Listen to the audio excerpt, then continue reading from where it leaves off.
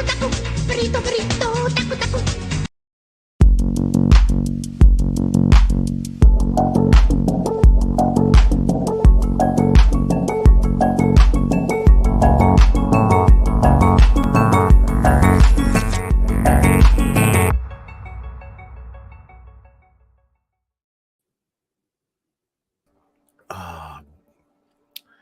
Buen dia, bom dia. Fala português. Noche, señora. A vender. Bienvenidos a Midnight de Español. Tengo una pregunta más importante para Geektripology.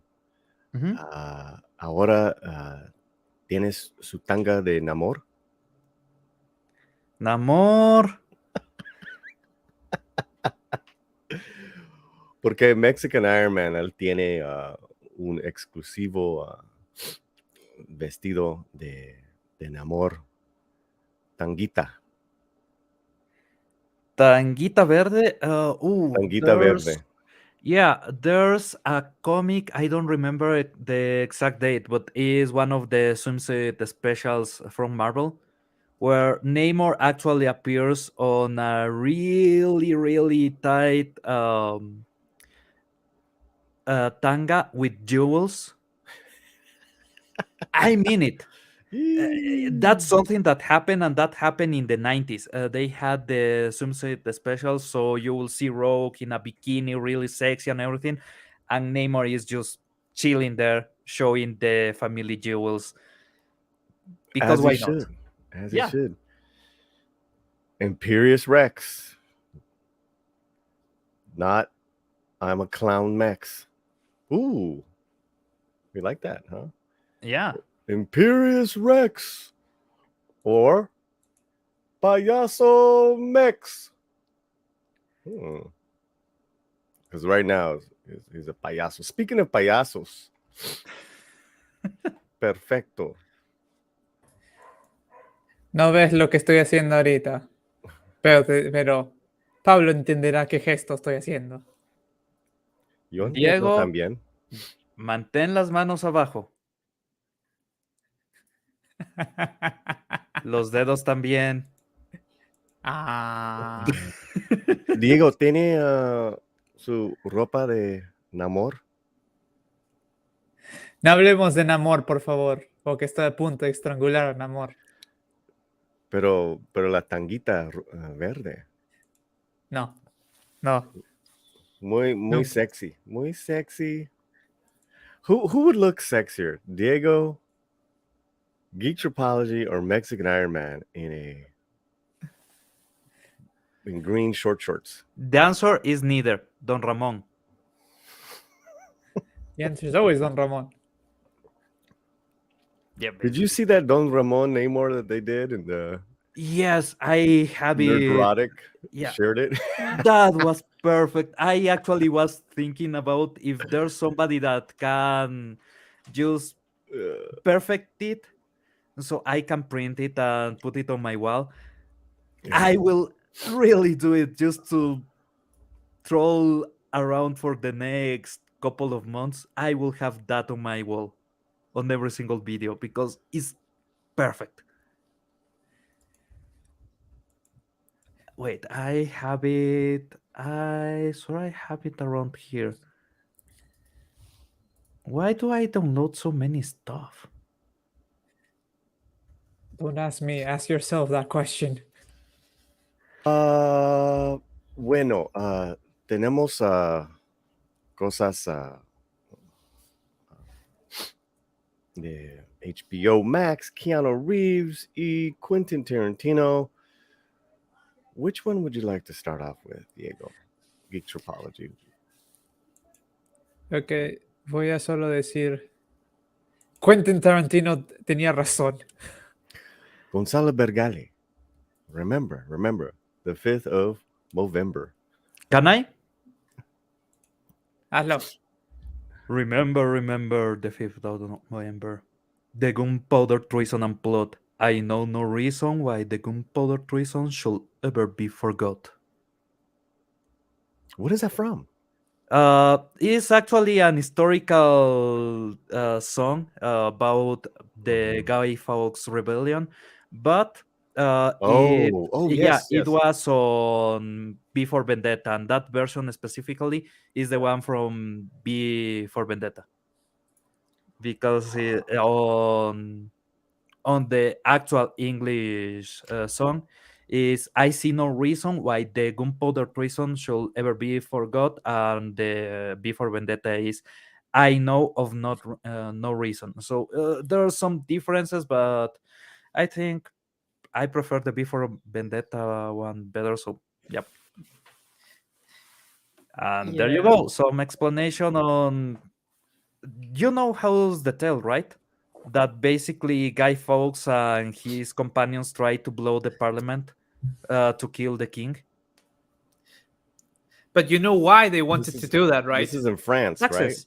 No, England. England. It Didn't was been taxes, like No, a couple two of hundred reasons. years ago. alcohol and taxes, Yeah, basically. but Okay. no, actually, that would be three reasons. Also, religion, because all the conspiracy, the members of the plot were Catholic. Oh yeah, and they were turning Protestants. Yeah. Yeah, and they wanted to remove the king to bring back Charles II to make him, because he was a Catholic king.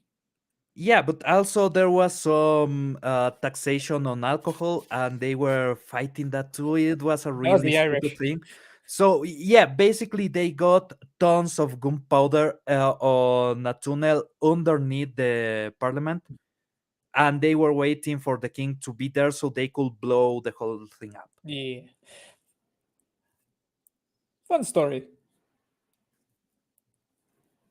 English are crazy, man. English are crazy.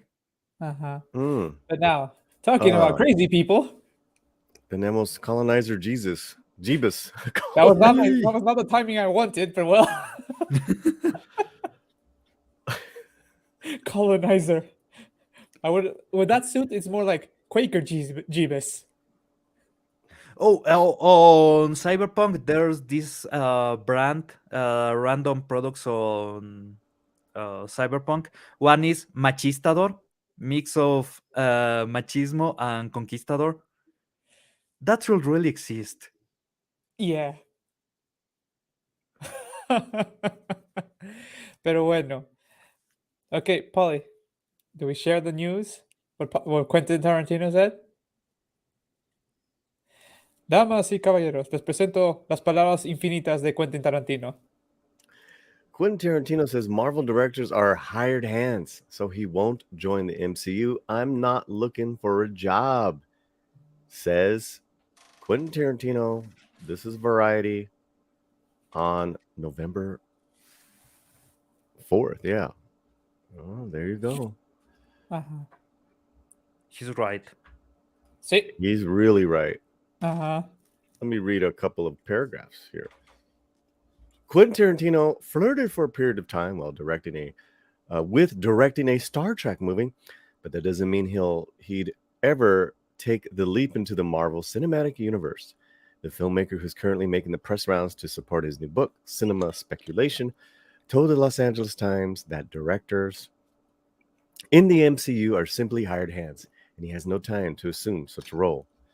You have to be a hired hand to do those things, Tarantino said of Marvel movies. I'm not a hired hand. I'm not looking for a job. Pablo, pensamientos. Primero, Quentin Tarantino está completamente en lo correcto.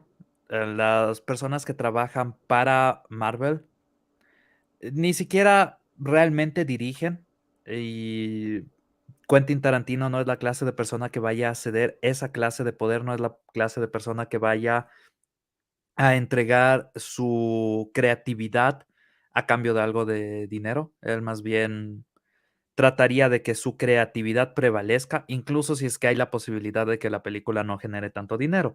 Extrañamente, en Marvel, los directores simplemente sacrifican su creatividad, hacen todo lo que todo lo que les digan, y aún así pierden dinero. Así que creo que Quentin Tarantino está en lo correcto. Es preferible mantener su honor, su dignidad y su talento lejos de la basura que es Marvel en este momento. Mm.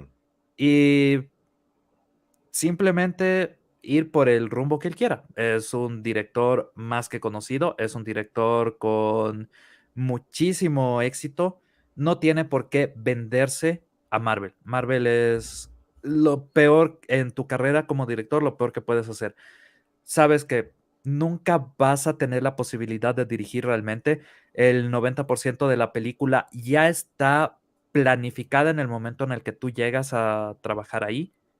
Mhm. Las escenas de acción, por ejemplo, están ya casi terminadas antes de que empiece a filmar la película porque la mayoría es CG, la mayoría es gráficos de computadora y básicamente te dan piezas de Lego y trata de armarlas para que tengan sentido.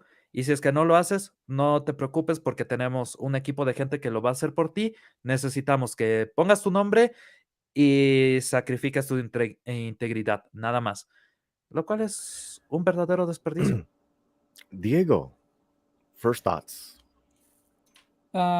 Yo diría, concuerdo ahí con Tarantino y con Pablo en este aspecto, porque es básicamente, piénsenlo de esta forma, ¿no? Tú vienes y tú te dicen, solo firma aquí.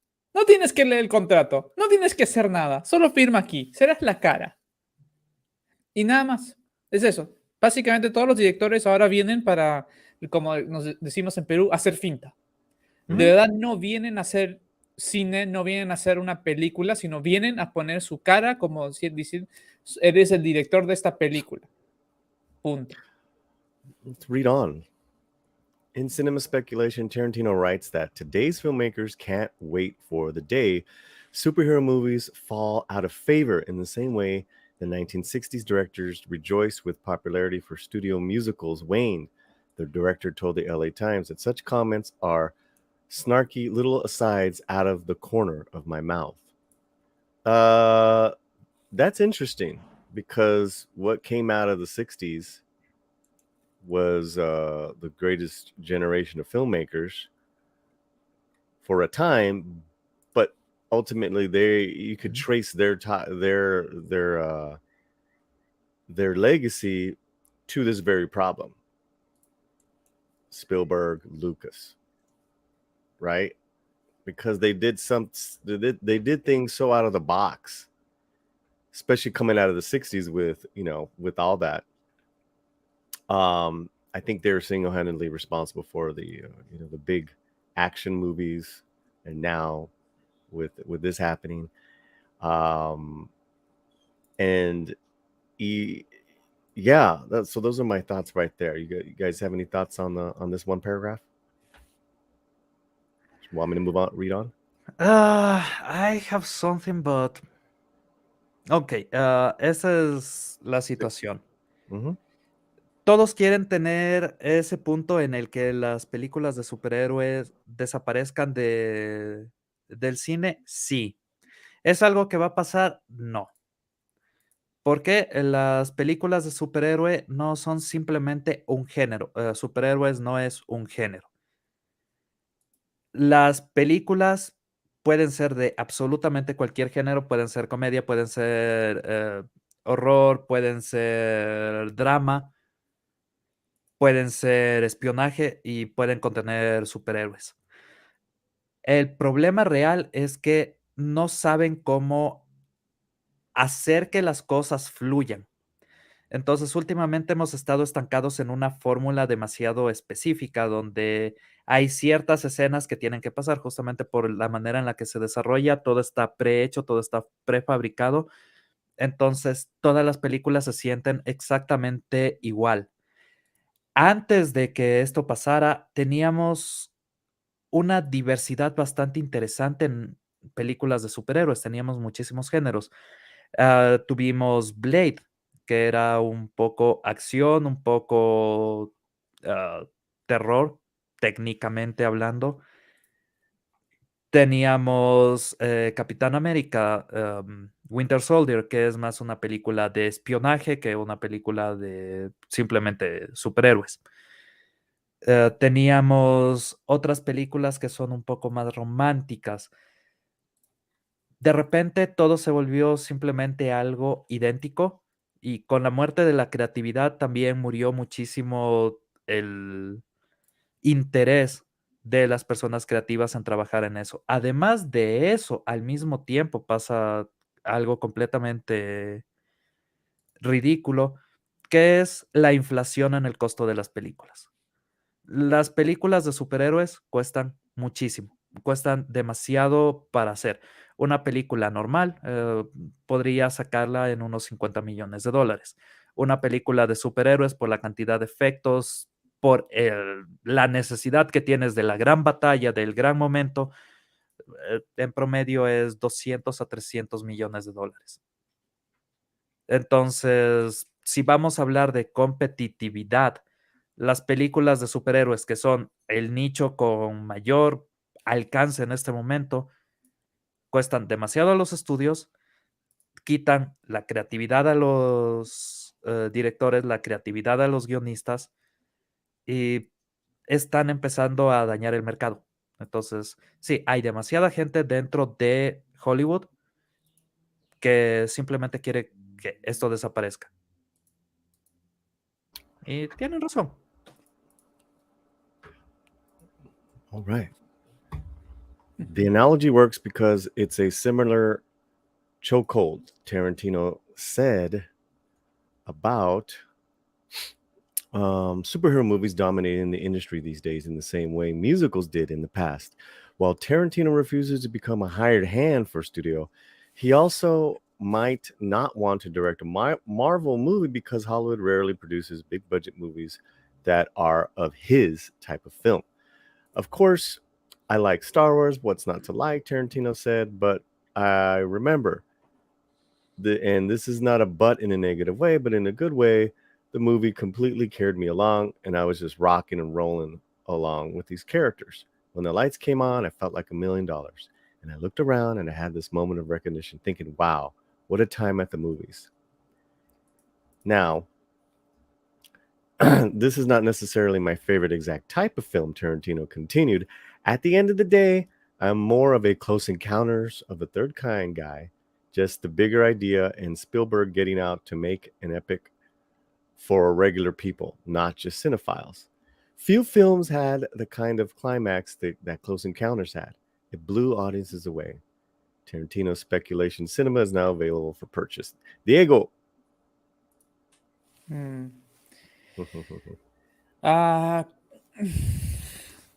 O sea, voy a ponerlo de esta forma, ¿no?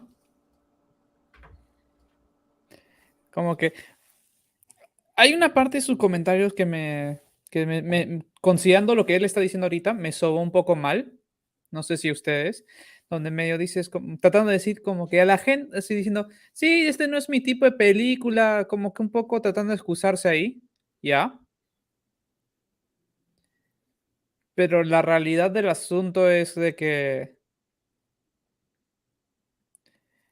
honestamente, a este punto siento que las películas de superhéroes se han vuelto como una especie de como escudo fiscal. Básicamente las hacen porque saben que puede tener un alto retorno, pero al mismo tiempo si gastan un montón de dinero pueden usarlo para que tributariamente se puedan proteger a futuro de pagar impuestos. Y es algo de que simplemente hay que tomar en cuenta de que las películas ya no son como antes. Digo las de Marvel específicamente. Antes tenías personajes, antes tenías historias y acción divertida. Y yo no hablo como que tanto el humor Marvel, sino simplemente era algo más interesante. Pero ahora se ha vuelto, como dice el dicho, cookie cutter. Y siento que esto es ya más como que estamos gastando dinero porque necesitamos gastar dinero y que no necesitamos de verdad que la gente venga a hacer películas, solo estén acá como un ente y ya. Y siento que como que Tarantino, no quiero ofender a la gente que diciendo pues, si no les gusta, que no le gusta el género pero al mismo tiempo pienso, está tratando de decir básicamente que es algo sin alma.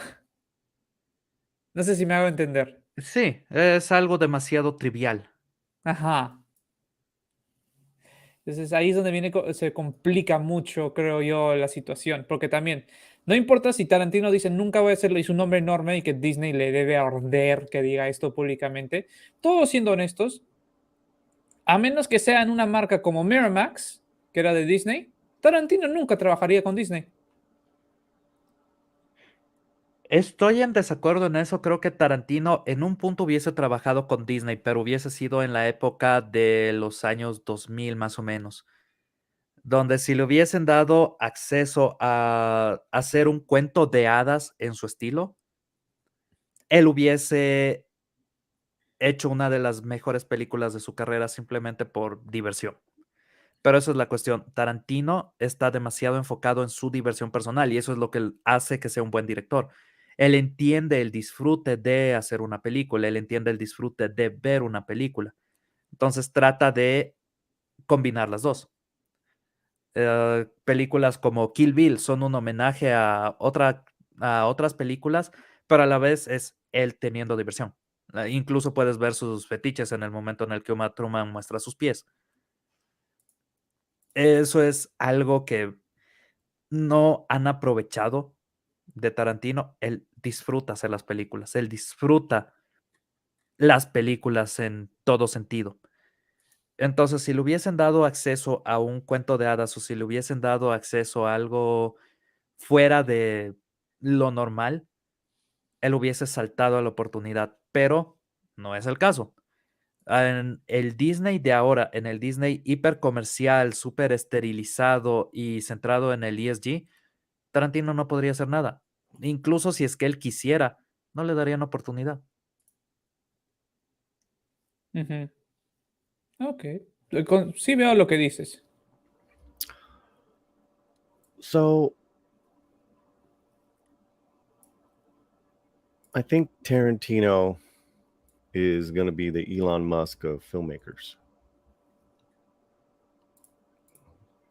Calling it out. He's part of a different, he's separate from the system. He wants to stay like that. He realizes the important of just distribution. Doesn't knock the big movies, but he's on point. And I think he's seen one director after another, some of his buddies, Robert Rodriguez, try to dance with the devil, and they totally get, handcuffed, chewed up, and spit out. Ujú. And you're seeing this now with almost every Marvel film, that they're kind of they're unrecognized. They're not distinctive from one another, and definitely in politics and philosophy, it's like Disney mandated. So you're getting like the heavy-handed representation right now. That's all that's coming out of the Disney mouths of Wakanda Forever. And this is a Ryan Coogler direction and co-writer. So let's use Ryan Coogler as an example of what Tarantino is talking about. Ujú. Coogler had a very respectable independent film called Fruitville Station. That was about a California shooting of a young black man at a subway station by the subway cops. Incredibly filmed, very low budget. Michael B. Jordan was the lead. So, his next film, Creed. And, initially Stallone had said no. Remember, Coogler and his writing partner were pitching Stallone for a while. And then Creed was Coogler's first, bona fide hit. And then Marvel came courting. I don't think Marvel expected the cultural and Black American reaction to Black Panther where whatever you think about it as a film, it really brought Black fathers and sons to the cinema, and it was like a phenomenon. So they really couldn't control that that argument, kind of like that phenomenon. They're controlling it now with Wakanda Forever because, well, Chadwick is dead, and now let's insert female empowerment, and from everything you're seeing, it's just more of the same. And then of course you have the Namor thing, but Namor. Namor, sin amor. But now it's like, how far off is Coogler from Fruitville Station? I see like less and less control. I see vision, but Tarantino is absolutely right. They're making these guys cookie cutter directors. It doesn't even matter. You almost don't need a director. I mean, and then what happens is when you give an indie director or documentarian full power, you get the Eternals, which was too what's the word I'm looking for? Too self-involved, that no one cared about the filmmaking. So Tarantino is absolutely right. More of these directors, male and female, need to speak out on this, because what has happened now, let's go back to pretentious. That's good. Thanks, Vic B. What's happened now is the market on big films, action adventure, IPs, they're all owned by Disney now, and that is not good for creative competition. The thing with Indian cinema is that there's 6 equally strong now industries in the same country, and you're just getting amazing movies. It's just it's just undeniable. Both you guys have reviews up in Spanish here on Minete de Español on RRR. And you could say that is a Indian MCU movie in a sense. It's so but back to Tarantino and then Rodriguez. What I was hoping was that Rodriguez was going to come in and we're going to get that Alita Battle Angel, desperado, kick-ass, unfiltered Boba Fett. We got the exact opposite. It wasn't even a good like Spy Kids. Yeah. And let me just say this and we'll move on. Tarantino probably had some talks with his boy Rodriguez after this Book of Boba Fett fiasco.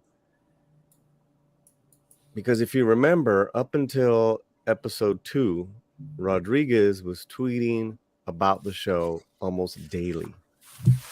When the backlash started, he left. And in interviews leading up to Boba Fett's debut, Rodriguez went on paper saying, like, I never wanted to do these movies, never wanted to touch them because of what Tarantino's talked about and the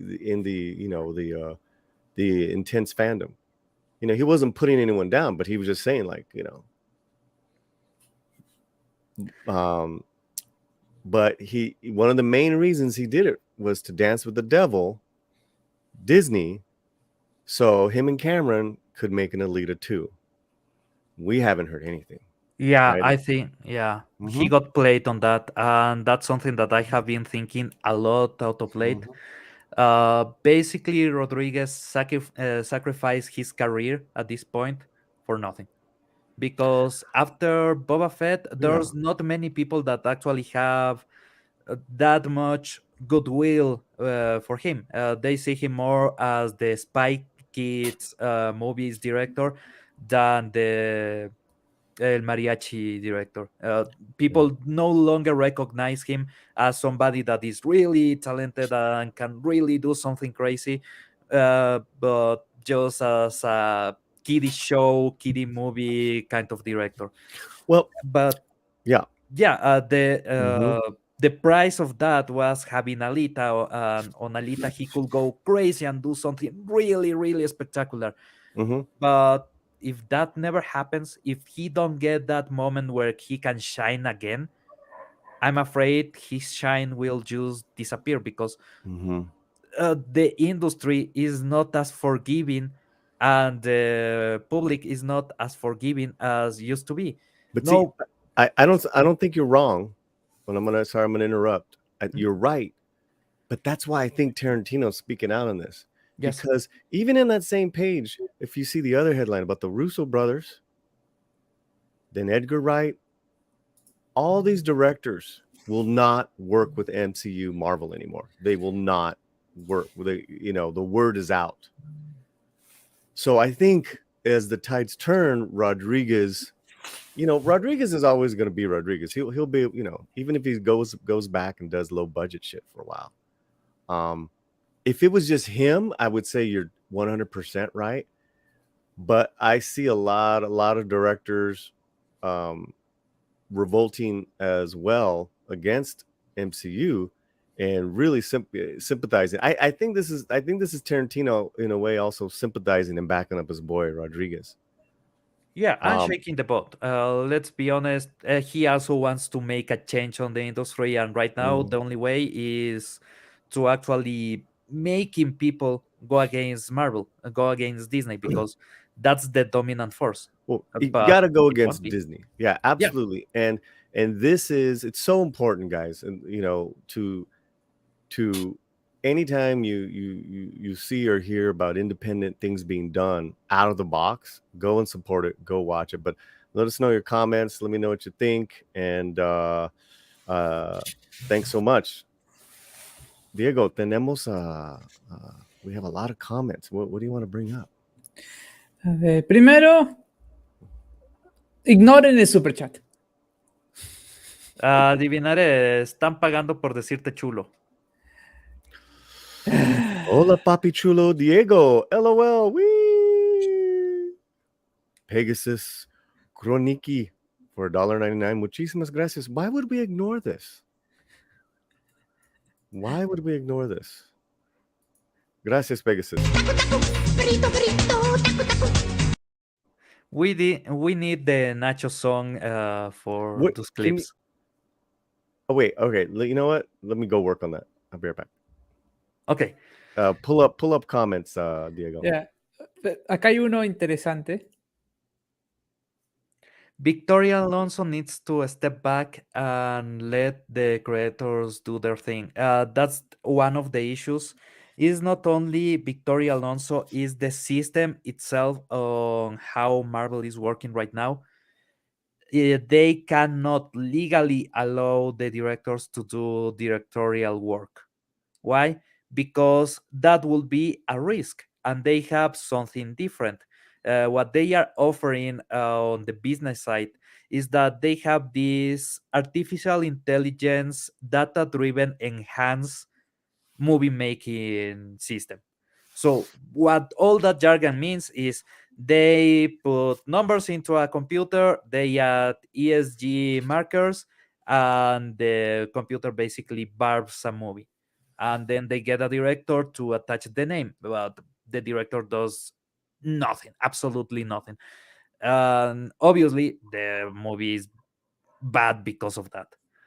But one of the insurance that they give to the people giving them money is that they have this system, and this system should be perfect, quote unquote, uh, to guarantee that they will not lose money on that project. Something that has not been happening if you track historically, since they are doing that Basically, every single MCU movie has lost money in one way or another, operatively or directly. If you think about the last couple of movies, Thor, Love and Thunder, how much money did it lost? It was 200 plus reshots plus extra CGI work, also plus everything on marketing. It was like 700 million, something that stupid, just for that movie, that terrible movie, by the way. And they earn in total how much? Around 700, that they will get half at best. So they lost 300 to 350 million dollars on a stupid venture like that. So if you analyze what they are actually giving you for your money, if you are an investor, you are losing money. You are really losing money. But what they present to you on these meetings, what they present to you on the phone calls, is we have this system. This system is really good. We can generate money without wasting it on hiring a director from the get-go, and the data says that this should be successful. So why don't you give us your money and we will convert it in even more money? If you fall for that, Andre has several bridges to sell you.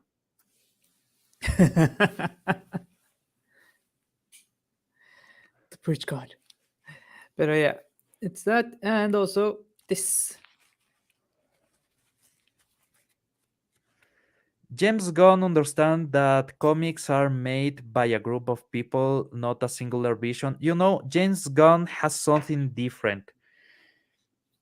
That man understands how to be crazy.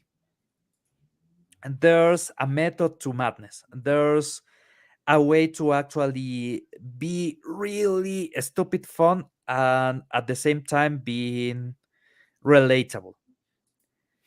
When he was making all these over the top jokes and saying a lot of really stupid things on Twitter, you can see that he was trying to push buttons and he was trying to actually get reactions. He was not just firing blanks, he had an intention. He was not polished enough to be clean, and obviously those jokes came back and bite him in the ass. That's why he was fired from Marvel a long time ago. But that madness makes him work, makes him actually have a vision of something. So he is really good at following that plan, getting that vision, and trying to go through it and create something special. Guardians of the Galaxy is a result of that. It is one of, for me, one of the best MCU movies and one of the best space movies made in the last 20 years. Easily top 5 with Dune. Okay? So he has that potential to actually go crazy and do something unexpected, or do something expected point by point until the moment when he goes completely bonkers and flips the script, right? That Mhm. is why he might work. What I don't know if is Saslab will give him green light to do anything he wants. If Saslab does that, there's a real chance of DC getting not only back in track, becoming one of the best uh, production companies on cinema in years. Because we have heard from Henry Cavill that they are going back to a more positive American way oriented Superman. That's great. No, give me a more campy Batman. Give me something that has more energy, not this just routine and sad Batman, something that is more fun. And give me a couple more of DC characters. I will go for Green Lantern. There has been enough time between the other Green Lantern movie and the next production to basically have that padding, so people don't remember the stupid CGI and the terrible jokes. I will go for Martian Manhunter. I will go for some of the more obscure characters. Even I will go for Plastic Man, maybe. Uh, Definitely bring some of the more cosmic or aspect of DC, and you can go bananas with that. I mean, really, really crazy. DC has a lot of good horror that you can do on space. So you can go with something like aliens and push a lot of good moments. That's something that Marvel cannot do because they need to have that data driven production. DC with James Gunn, he's crazy. He's crazy enough to try some weird things. I see, let's give it a go. If it works, it will works incredible. Ujú. Ahora, una última cosa antes de próxima historia. Who's gonna win the Gun versus Rock DC Civil War? I don't think there's a civil war between Gun and The Rock.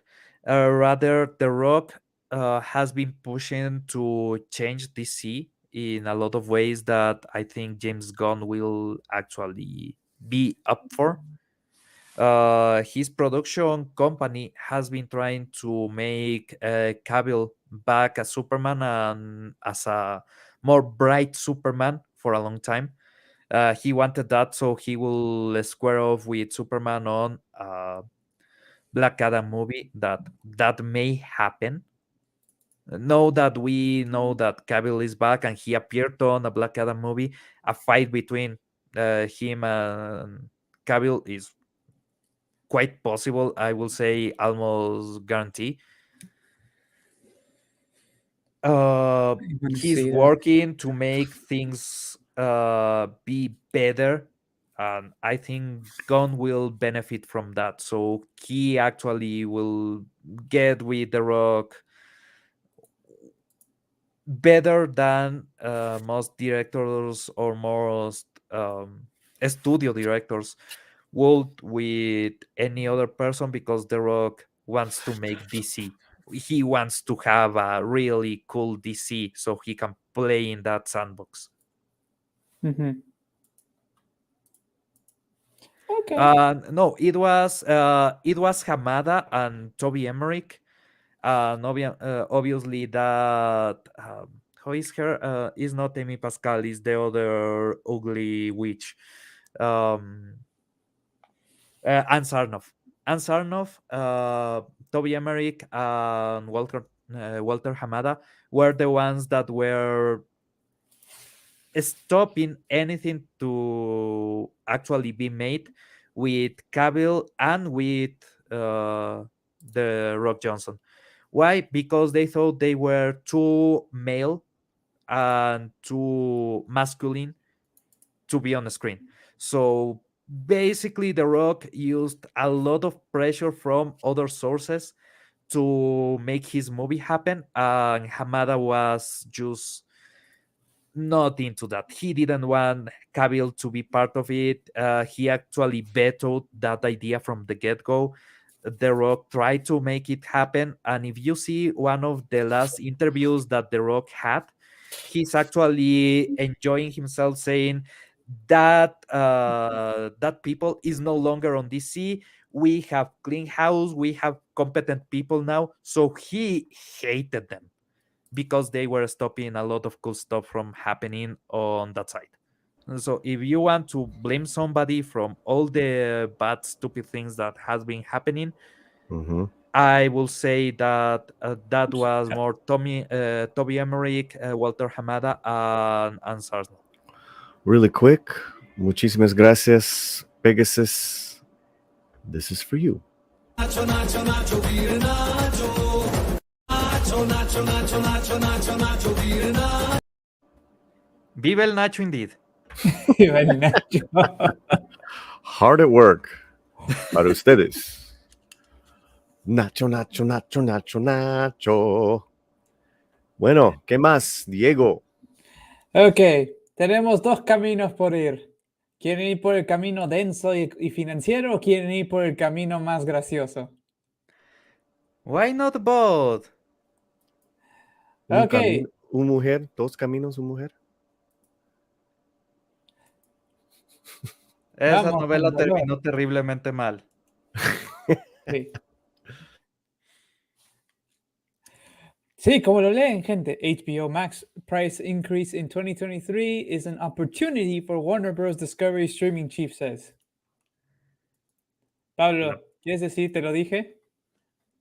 Primero te lo dije, la parte buena es que es en el 2023, así que mis 3 meses de HBO Max se caducan en diciembre.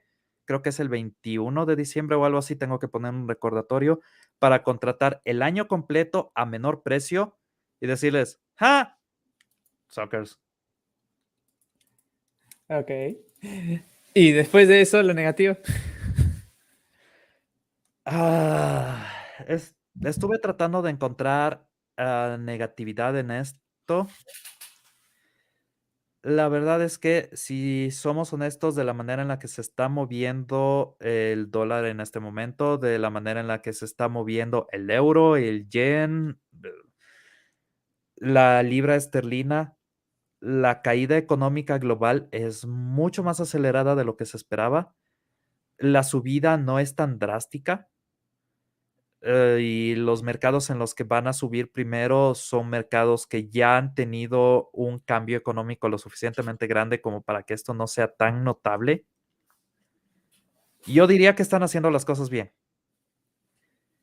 Obviamente, preferiría pagar menos por mi servicio. No lo tomen como que estoy completamente dispuesto a pagar más dinero, pero en comparación con otras empresas, es mucho más moderado, es mucho más estratégico. Así que no tengo tanta negatividad al respecto, simplemente, ay, ay, ay, mi bolsillo. Ok. O sea, yo de verdad lo veo más del punto de vista de que esto era inevitable, especialmente si vamos, si seamos honestos, está viniendo Discovery Plus a esta cosa.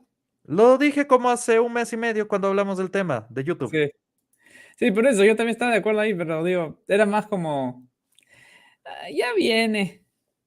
Pero al menos, como dices, va a tener mucho más contenido que tú dices, no te duele tanto. ¿Y cuál es el porcentaje real de su vida? A ver, quiero ver si lo dicen. Decía que sube a $14, pero ¿cuánto estaba en los Estados Unidos antes? Preguntemos a Polly. Polly, HBO Max, how much is it in the US right now? Isn't it like $9.99?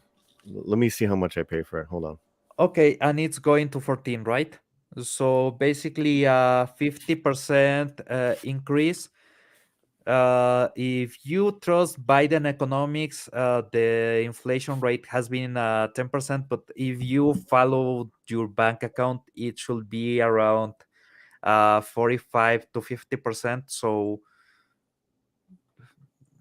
basically, they are doing it moderately.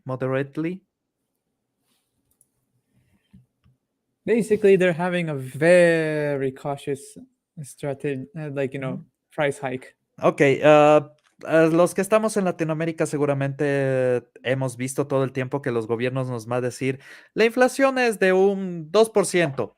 ¿Por qué todo subió un 25%? Shh, cállese o te meto preso.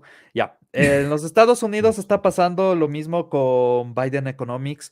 Ellos dicen, la inflación está en un 10%. Si es que tú ves el crecimiento de precios, es entre un 45 a un 50%. HBO Max está subiendo alrededor de un 50%, están subiendo después de que ya hubo todo el proceso inflacionario de este año, lo cual básicamente quiere decir que están dentro de lo correcto. Además, si es que van a incluir otras cosas, si es que van a fusionar su servicio con Discovery, que es algo que tarde o temprano va a venir, el precio es excelente. El precio es básicamente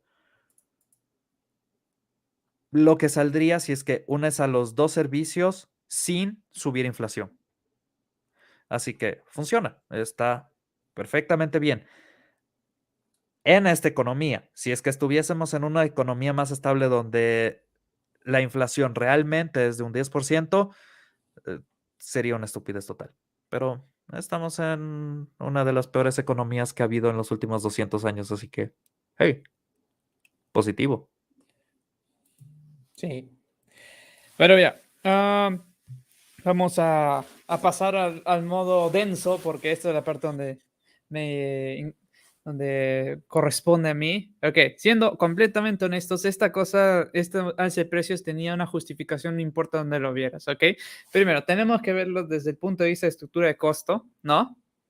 Estamos hablando que dentro de la misma plataforma de HBO Max vendría todo otro servicio de streaming adicional integrado, ¿ya? Ujú. Eso es información adicional que está siendo descargada y streameando básicamente en una misma infraestructura. Van a tener que de todas formas expandirlo porque saben que van a ahora incluir un público que solamente consumía Discovery Plus, no HBO Max. Estamos dando un público Ah, enorme. ¿Ya? ajá. Este aumento de costos. Primero, en lo que es servidores y la infraestructura en sí para mantener el flujo constante y que no haya ningún momento de donde tengas lag, donde pierdas conexión con el servidor, lo que sea. Ajá. Ellos están utilizando Amazon Web Services, ¿verdad? Creo que Has- sí. Ya, hasta donde tenía entendido, ellos no habían migrado a ningún otro sistema. Ellos estaban utilizando los servidores de Amazon y la infraestructura de Amazon Web Services completa. Amazon recientemente subió los precios y no subió un 50%. En muchos casos duplicó y casi triplicó las tarifas, porque Amazon en este momento está desesperado por dinero. Entonces, si es que somos honestos, ellos seguramente están tragando parte de ese incremento. HBO, Warner, Discovery está tragándose una parte de ese incremento. Porque seguramente esperan una migración, especialmente ahora que Disney Plus está a la baja por la calidad de contenido. Esperan una migración de gente y Netflix no es tan atractivo al momento. Deben pensar que va a haber un flujo de nuevos usuarios a su servicio. No creo que se transforme realmente, creo que YouTube va a ser la solución de muchas de estas personas que simplemente ya no quieren pagar Disney Plus, ya no quieren pagar Netflix, no van a ir a HBO Max, van a ver YouTube. Pero unas cuantas sí van a ir a HBO Max, así que sí van a tener un crecimiento limitado. Ujú. Ok, o sea, tienes eso, ¿ya? También tenemos que agregar el hecho de que si tienes un aumento de infraestructura, tienes un aumento en lo que sería otros costos como uso de electricidad. La electricidad está también afectada por el hecho de la volatilidad de ahorita los precios energéticos. Muchas gracias, señor Russo.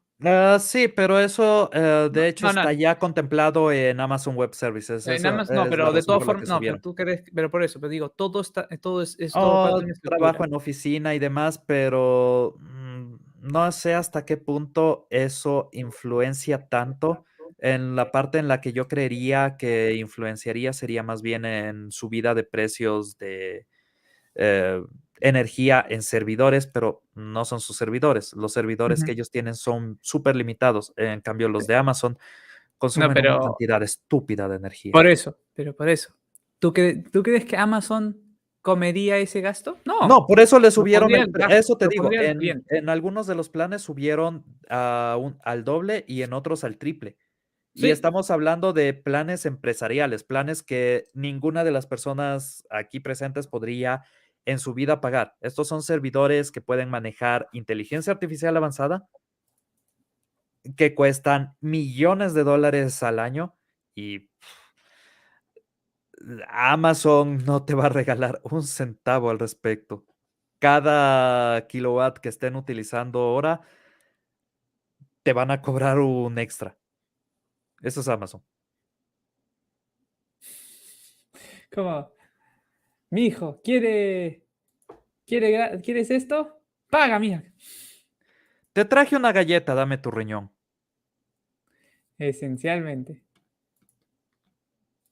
Pero más allá de eso, pero por eso digo, es todo parte de un proceso largo y tedioso de gasto, o sea, como que transferencia de gastos que son parte del proceso inflacionario. Simplemente es aumenta el precio de una cosa, que es algo básico, Ajá. y comienza a jalar más y más y más. Oh, pero Amazon no es por inflación. Amazon es por desesperación de dinero. Hay ciertas cosas, entre ellas Amazon muy posiblemente tenga que cerrar sus estudios de producción de video in-house por problemas económicos. Están bajando sus ventas a nivel mundial, está bajando la utilización de sus servicios a nivel mundial y además están pagando algunos préstamos de inversiones que salieron mal. Entonces, Amazon está sangrando capital en este momento. No lo demuestran tan obvio al mundo, pero si es que ves dentro de las industrias, todas saben que Amazon está de picada. No es una picada tan dramática como la que tiene en este momento, digamos, Meta, Facebook, que es un 70 en este punto ya es un 78%. Pero es bastante, bastante fuerte. Así que en algún momento vas a tener una picada de Amazon. Ujú. Y reitero, Meta ha perdido el 78%. Ay, Dios mío, pero básicamente eso es lo que conlleva ahorita la situación de por qué HBO Max está viendo esto como dicen, una oportunidad. Es una Porque, oportunidad. pues sí, porque es para crecer. No es algo tan... ¿Cómo es la palabra que busco? No es algo tan corporativo y tan como que corporate greed como muchos pensarían. Es más, básicamente, está reajustando sus costos a lo que es la realidad. Ujú. ¿Va a ofrecer más producto? Sí, pero también por más producto necesita también pagar esos costos. Además, es bastante fácil aparentar crecimiento cuando tus competidores están cayendo. Uno siempre es más alto cuando le cortan las piernas al otro. Exacto. Entonces ya queda otra que... Bueno, aprovechemos la situación. Tienen razón. Y de ahí, ¿qué más nos queda, Pablito, en esto? Ah, espera, también decirlo en inglés, antes que olvidarnos, porque necesitamos meter a Paul en esto a ver qué piensa de todo. Okay, so a bit of a summary what we were talking about before is the fact that Yes.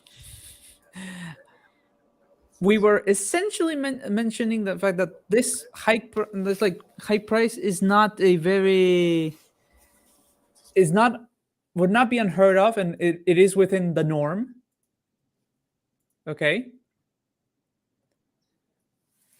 because of the current situation in the world. Okay, because we're having the realization that HBO Max is going to be offering us more good content, right? So they have to pay it, and at the same time, there's a bunch of other costs that have increased that they have to cover it to continue giving that content. So, Polly, what I want to know is, hearing the price hike of being like about $5 additional bucks, do you think, considering it's going to give you access to Discovery Plus as well, is it reasonable as a consumer? Well, as a consumer, I already have both. So we'll have to make the choice and see about does it consolidate and merge both? As far as I understand, yes. Okay, if it merges both, then yeah, because we basically watch these apps every day between our Romies, reality shows, and crime shows, which means they're my reality shows and crime shows, to all the great stuff on HBO Max, which we also watch uh, House of Dragons together. Um, so so that would make sense. So then I can get rid of the 4.99 Discovery and do those. So yeah, I'd do that. Now, if it doesn't, then I'll have to find one of the other services and get rid of them. You know, or Mhm. or I sponsor a lot of I'm members to a lot of YouTube channels. Maybe sacrificing one of those that I just don't I'm a part of. Because I do have to, that all does add up. It's funny about this because I am getting rid of our cable as of this month, Spectrum cable, and just the internet Wi-Fi, amping that up. You guys know how I had problems with Mhm. that, Mhm. and then just doing streamers and the high seas. Oh, the high seas is a really good option right now. And let's be honest, there's something that I have been saying for a long time. I don't know why any of these services is trying. Why don't you make a system that works almost like the high seas, but you actually get money? There's a lot of people that right now will be more inclined to get their own servers or their own services uh, inside their own network, just to have access to movies, to have some series, having some entertainment without actually going to any of the streaming services. So they will most likely download from torrents or pirate sites the series, the movies, and everything. They will get the video files and sort them in any way possible, maybe using Plex or something like that. Why don't they have a service where you can purchase the digital file, maybe have some kind of DRM so you can only use it on one single server or one single service like Plex. So you pay, let's say, $1 for the 720p. You pay $3 for the 180, and you pay $5 for the 4K version. You can download the file, the MP4 or the KB or whatever extension they want, with the subtitles, with everything. You cannot share it. You cannot use it on other servers other than yours, but you have access to the best quality of this movie, of this series. You have access to the file, and you have give them money for something that you will do for free in any other case. So they can actually capitalize with the people that want to have their own servers. They want to have the movie stored on their own PCs or whatever. And basically, it's a win-win. I don't know why nobody is doing that. And if you want to download it with an extra license for your phone, let's say you want to have the file on your phone and on your PC, that's an extra dollar. So you have this cryptography key that goes into your server, and the same key goes into your phone, and you can play the video on one of those. Uh, and that way, you are actually doing things in a way that people can access your content, are willing to pay. Because if you tell me I can get Dune 4K with everything on $5, I can only play it on one place, but okay, I want it. I will pay you that money for having an original copy of Dune that only works on a server. Okay, it's my server though. I have control on that. If the internet goes down, I can still watch it. So yeah, I will pay you. I don't have to rip the Blu-ray. I don't have to go through all the hoops to get it downloaded from the Pirate Bay. I have the file. You have my money. Why not? Just do it. Just let me give you my money. Diego. Diego's out for a minute, but I Oh. think yeah, so just with this, you know, my first reaction to it was, all right, what other streamers am I just going to get rid of? And it's probably going to be Disney Plus. Yeah.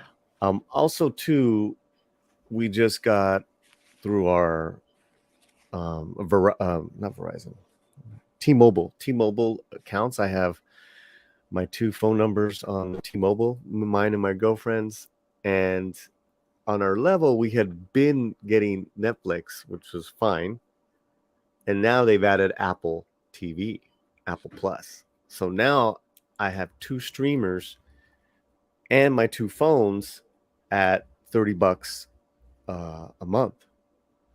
Well, it's 2 lines, right? So it's 60 plus taxes on. But they've rolled in those two channels. Mm-hmm. Everyone's trying to figure out ways how to bundle and stay competitive. I think what Zaslav is doing here is genius, because between Discovery and HBO Max, they'll compete against Netflix. Mm-hmm. I want to respond something that colonizer Jeeves said, that the advantages of digital from places like Voodoo or Movies Anywhere is they upgrade your copy to whatever the current highest resolution there is. Yes, but if you use a system like the one I'm proposing, there's an advantage for the service that is actually a really good one.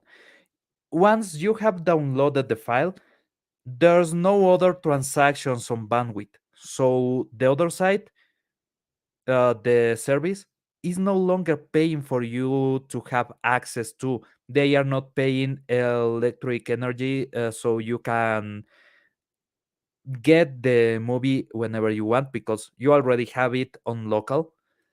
They are no longer trying to upgrade anything because you paid for what you got. If you want something better, you will pay again.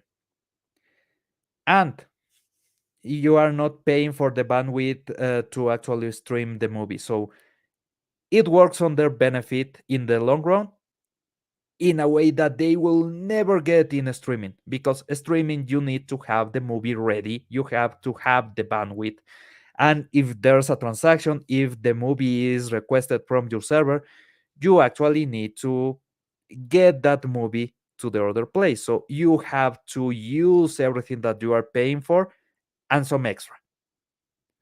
That's a bad way of doing things.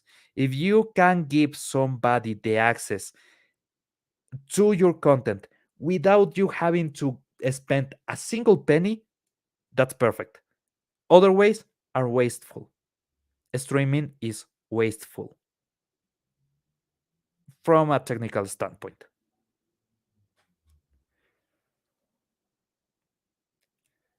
All right. Yeah.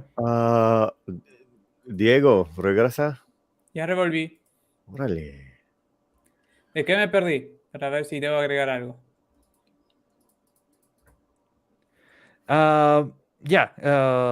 Colonizer Gibos, their goal is an always online society, and that's part of ESG, and that's part of the circular economy system. That is bullshit. You need to own your stuff. Anyone that offers you having something without uh, real ownership, without the possibility of you repairing, giving any kind of maintenance, or migrating your stuff to wherever you want, whenever you want, they are not selling you something. They are basically lending you something. if it's not yours, it's not worth it. Be it a car, a dryer, anything. You need to be able to own your stuff. If you want to modify your phone, is your right. That's something that they are taking away with this kind of bullshit. And people need to rebel, because if not, you will own nothing, and trust me, you won't be happy. Just saying. Ok. Creo que entiendo qué pasó. Estábamos hablando, ok, para traducirlo al español, estábamos hablando un poco de la situación que está pasando en este momento, de que obviamente suben los precios y demás. Y yo estaba proponiendo la posibilidad de que exista un servicio en el cual tú pagas por descargar el archivo es tuyo y nada más.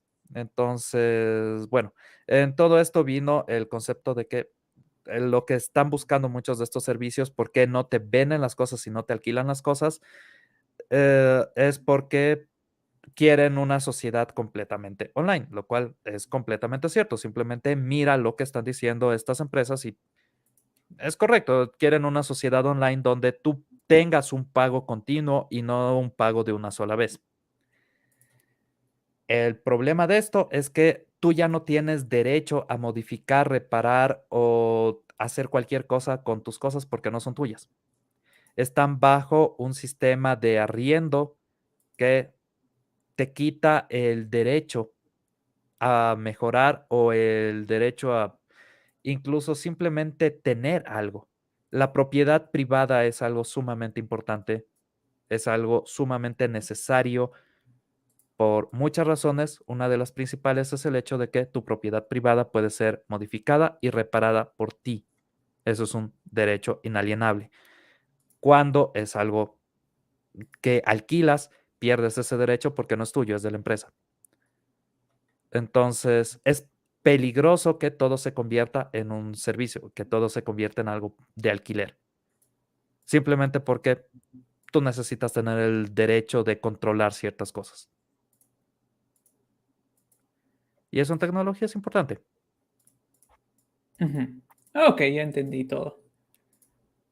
Entonces, ya, sí, no tengo mucho que ver en ese aspecto porque coincido ahí. Es mejor tener contenido físico o tener derecho a tú hacer lo que tú quieras. Ujú. Entonces no hay mucho que agregar. Entonces pasamos a lo siguiente, a burlarnos de Amazon. Siempre nos burlamos de Amazon, hermano, eso no es nuevo. Sí, pero me encanta porque mira cuál es la empresa que nos trae esta noticia.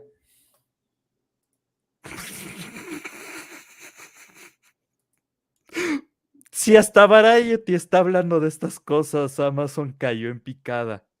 ¿Recuerdas cuando dije que es posible que cierren su estudio de producción? Sí. Es por cosas como esta. Ay, Amazon, tú y tus andaneses. Voy a disfrutar verlos arder. Va a ser mi venganza por lo que hicieron al Señor de los Anillos. Exacto. Y voy a ahora leer el título para que la gente tenga un poco de diversión acá. Amazon's silence on the Rings of Power audience size is deafening. Como dicen, el silencio con respecto a cuán grande es el público de niños del joder ensordece. Pablito, Ah, antes de entrar al artículo, ¿qué sientes con respecto a la noticia? me lo veía venir. He estado siguiendo tendencias, he estado viendo el movimiento en redes sociales de El Señor de los Caldillos, los Anillos del Joder. Y ya nadie recuerda esa serie.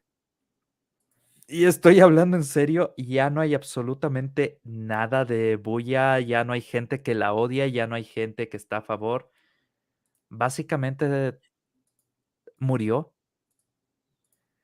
lo cual es bueno, pero a la vez es preocupante por cuál va a ser el efecto a largo plazo con El Señor de los Anillos, porque obviamente eso es una franquicia que podría verse afectada. Aún así es bueno saber que Estos idiotas fracasaron. Como dice dicho, la hicieron linda. Ajá. Sino que Ay, le salió Amazon. fea. Ay, Amazon. ¿Cuándo aprenderás? El calvito nunca aprende. ¿Por qué crees que tiene tantos divorcios? Buena respuesta. Ok, vamos a lo que nos dice Tyler Aquilina. The Lord of the Rings, The Rings of Power is, in theory, Amazon Prime Video's most watched original series ever. So why is the tech giant being so cagey about its viewership? Porque no existe.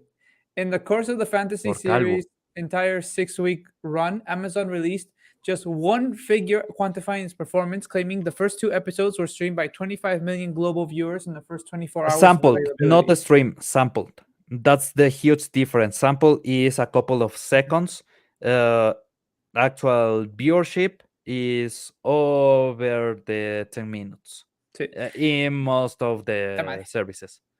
Acá. Solo vamos a llegar a esto porque no puedo releer más. Porque es pagado. Sí. Pero, justo esto era lo clave aquí y esto. And in the 3 weeks since the first season finale, the company has been just as quiet, with only a line in its Q3 earnings report noting the Rings of Power is closing in 100 million viewers to date. A vague figure previously revealed by Amazon Studios chief Jennifer Salk in an Salky. interview with Variety. Ay, ¿qué importa?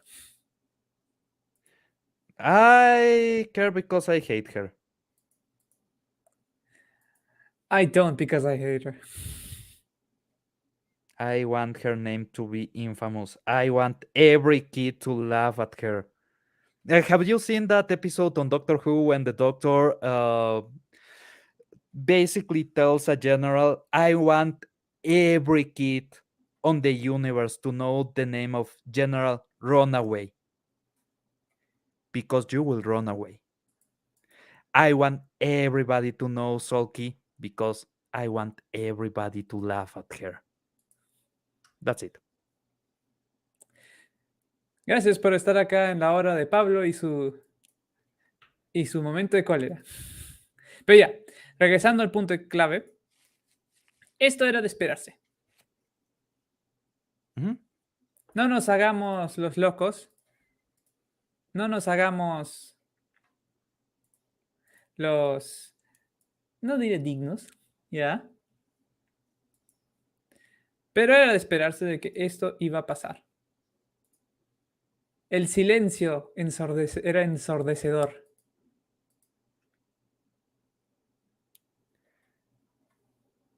Sí.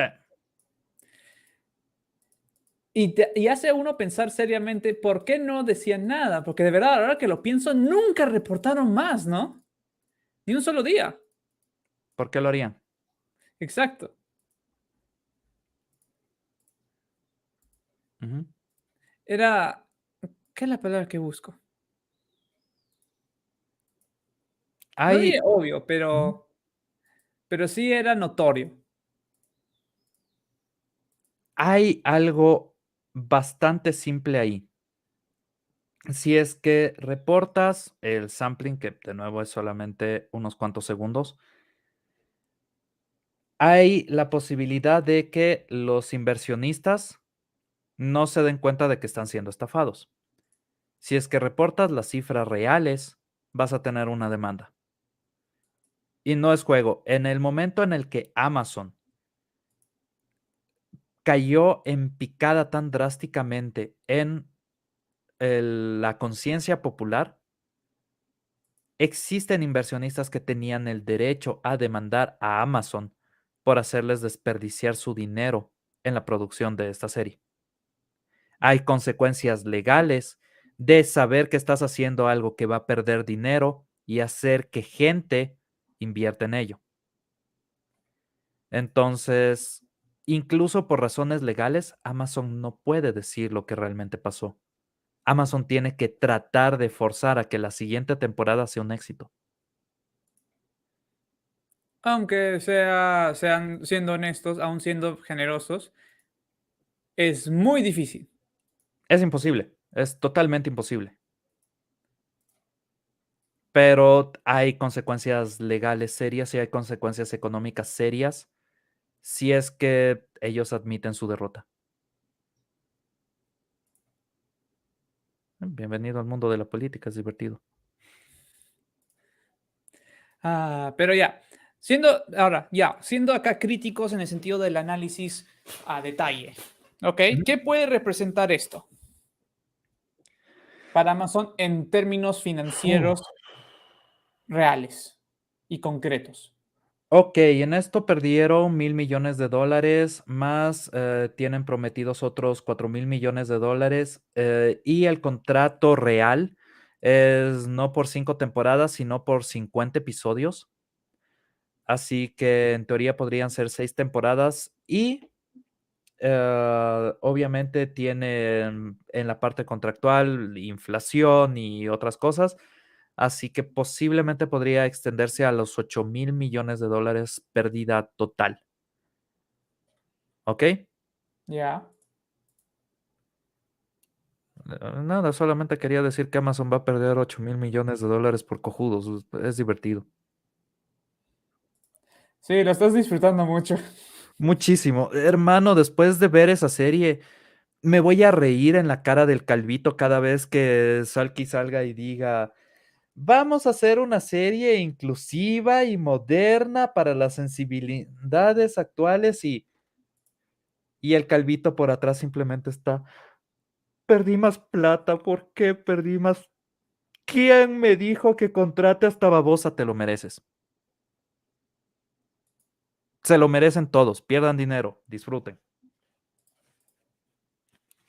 Yo lo estoy disfrutando. Sí. Esto- Ahora, ya, viendo el punto de vista financiero aquí, ¿no? Honestamente, yo no veo posibilidad de que esto termine bien para ellos. De ninguna forma. No hay forma de que puedan recuperarse, honestamente. Recuerda que el contrato es una obligación firme. No pueden simplemente decir no vamos a hacer el resto de la serie. ¿Cuántos episodios fueron en la temporada que sacaron? Fueron como 8, 6, por ahí. Creo que fueron 8. Lo cual te quiere decir que para 50 episodios, ¿cuántas temporadas necesitan? Al menos 10. No, No, miento. pero se supone que iban a ser 5 temporadas. Seguramente van a ser entre 6 Es que, temporadas, más o menos. Al menos que hagan un recorte en cantidad de episodios y entonces se van a disparar a las 7 temporadas, lo cual sería una de las ideas más estúpidas que podrían tener. Además de eso, tienes que considerar la cantidad de subida que ha habido en precios de desarrollo de animación digital y el hecho de que posiblemente se generen gremios o se generen uniones de animadores digitales por los problemas que están teniendo con Disney, lo cual en el momento en el que ya hay una base legal para la contratación de estos servicios, ya no van a poder pagar la basura que pagan ahora. Lo lamento, pero los animadores digitales en este momento están siendo pagados precios estúpidamente ridículos, precios increíblemente insultantes para la cantidad de trabajo que hacen y el nivel de experiencia que necesitan para esta clase de producciones. Así que, seamos honestos, este es uno de los pocos casos en los que digo, si es que llegan a tener un sistema en el cual esfuercen a las empresas a pagarles más, completamente de acuerdo, se lo merecen.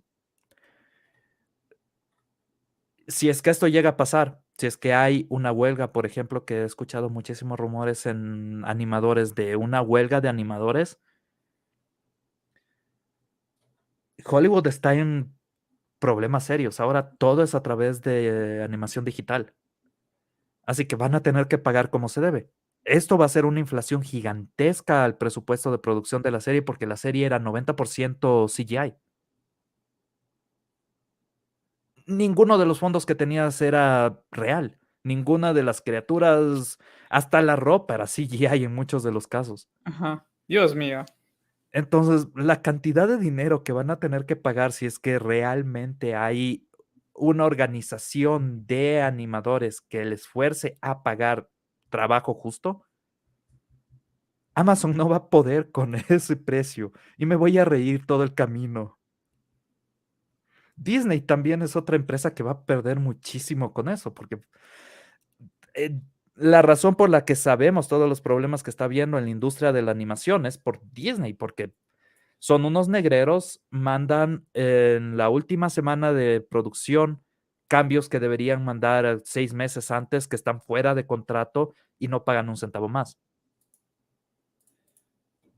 Porque Ujú. así se tratan a los animadores actualmente. Es uno de los trabajos técnicos peor pagados que hay. Entonces, todas estas empresas en el momento en el que tengan que pagar justamente, se van a ir a la quiebra, no pueden. Imagínate hacer She-Hulk pagando correctamente a los animadores. La serie costaría 2, 3 veces más. Y ahí pienso, o sea, números estúpidamente grandes y, oh, Dios mío. Sí, es ridículo. Así que me voy a reír. El día que tengan que pagar como se debe a las personas que trabajan en animación digital, primero, bien por ellos se lo merecen. Y segundo, bien por las compañías se lo merecen, pierdan dinero.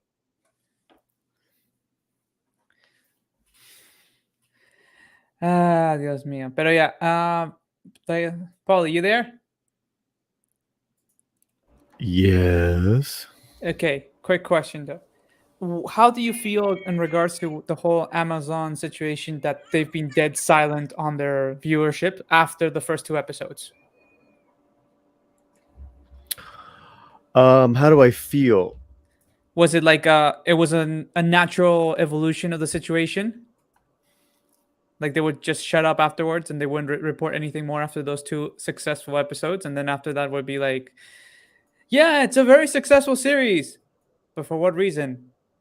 Can't talk right now. Yeah, they're probably basing out that first week of numbers, but yeah, it's a complete embarrassment. The show, the numbers, the backlash, the legacy to Tolkien, his work. It's a complete, top to bottom failure of garbage that I just could not stand, and a majority of us couldn't. And the ones that were blinded by beautiful looking people and pretty landscapes, they don't know Tolkien. And this was you talk about a novella. It was a bad novella of Tolkien. I was talking to one of our friends yesterday, who is a avid movie fan and TV fan, but he's a normie. Like we were like House of Dragons. Oh my God, yes. Rewatching Game of Thrones. Oh my God, yes. Rings of Power. Paz. Yeah, I got through it, but I didn't hate it and I didn't like it. He said, Ooh. why would you want your normal audience? Like that's so that means he's never going to watch it again. He has no interest, and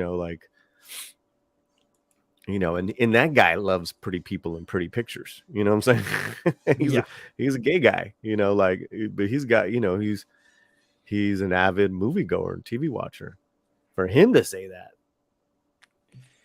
that's very telling, Yeah, that speaks volumes. speaks volumes, and he's not, one of the wocosos, as far as just who he is about his,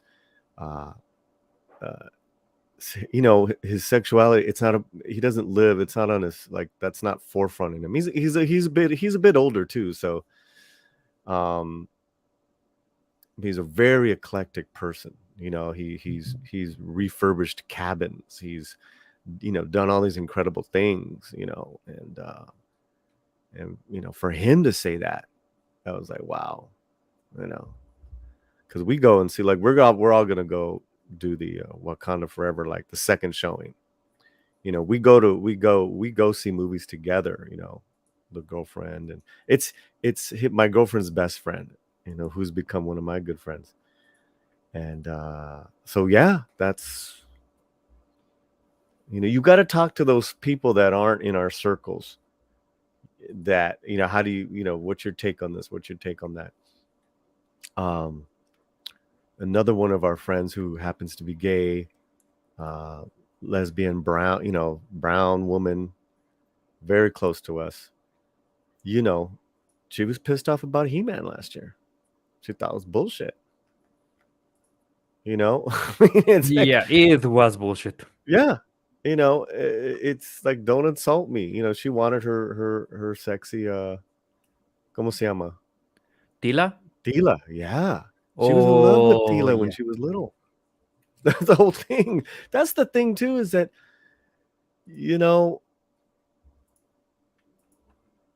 these the female leads of the past were a lot more attractive and kind of connected with some of these gay women growing up than any of these characters now. These characters are awful, man. Anyways, I know I'm going off on a tangent, but those are my thoughts. No, you're quite spot on that.